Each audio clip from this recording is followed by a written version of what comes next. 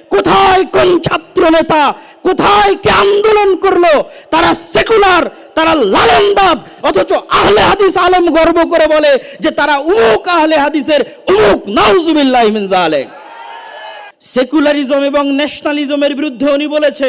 উদাহরণটা বুঝতে হলে একটু সেকুলারিজম বুঝবেন, একটু ন্যাশনালিজম বুঝবেন। উনি বলেছেন কওমিয়াত, কওমিয়াত মানে ন্যাশনালিজম। কওমিয়াতের যে মূর্তি আছে এই মূর্তি আমাদের ভেঙে দিতে হবে। ন্যাশনালিজমের যে মূর্তি আছে এই মূর্তি আমাদের ভেঙে দিতে হবে। সেকুলারিজমের যে মূর্তি আছে এই মূর্তি আমাদের ভেঙে দিতে হবে।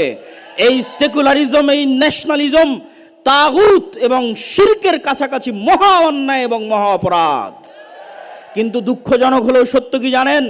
আমরা আহলে হাদিসরা যে ব্যক্তি নাভির নিচে হাত বাঁধে, যে ব্যক্তি রাফুল আদাইন করে না, তাকে অপছন্দ করি ঠিকই, কিন্তু একটা দল যখন সেকুলার পার্টি করে আর ওই সেকুলার পার্টির যখন নেতা হয়, তো ওই সেকুলার পার্টির নেতাকে কোন লজ্জায় গর্বের সাথে বলেন যে সে আহলে হাদিস?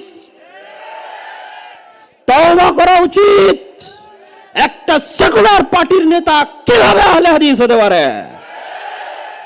আজকে আহলে হাদিসদের হীনম্মন্য মনোভাবের সবচেয়ে বড় প্রমাণ হচ্ছে কোথায় কোন ছাত্র নেতা, কোথায় কে আন্দোলন করলো? তারা সেকুলার, তারা লালনবাদ, অথচ আহলে হাদিস আলেম গর্ব করে বলে যে তারা উমুক আহলে হাদিসের উমুক। নাউজুবিল্লাহি মিন যালিক। আহলে হাদিসদের এই হীনম্মন্য মনোভাব থেকে বের হয়ে আসতে হবে। একজন আহলে হাদিস রিকশা চালক একজন সেকুলার দলের নেতার চেয়ে হাজার গুণ ভালো। একজন আহলে হাদিস মুচি এবং মজুরি একজন ন্যাশনালিস্ট দলের, সেকুলার দলের নেতার চাইতে, ছাত্র আন্দোলনের নেতার চাইতে লক্ষ কোটি গুণে ভালো।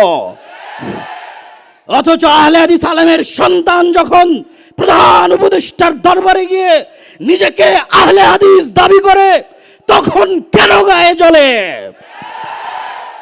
আমি কি নিজেকে আহলে হাদিস দাবি করতে পারি না? আহলে হাদিস কি ব্রাহ্মণ্যবাদ, যে নির্দিষ্ট একটা গোত্র, নির্দিষ্ট একটা দলের জন্য সীমাবদ্ধ থাকবে?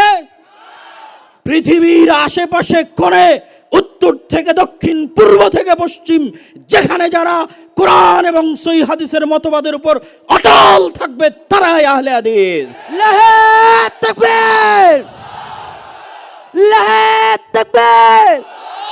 আব্দুর রাজ্জাক বিন ইউসুফ কোনদিন বাংলার মাটিতে শিরক এবং বিদআতের সাথে আপোষ করেনি।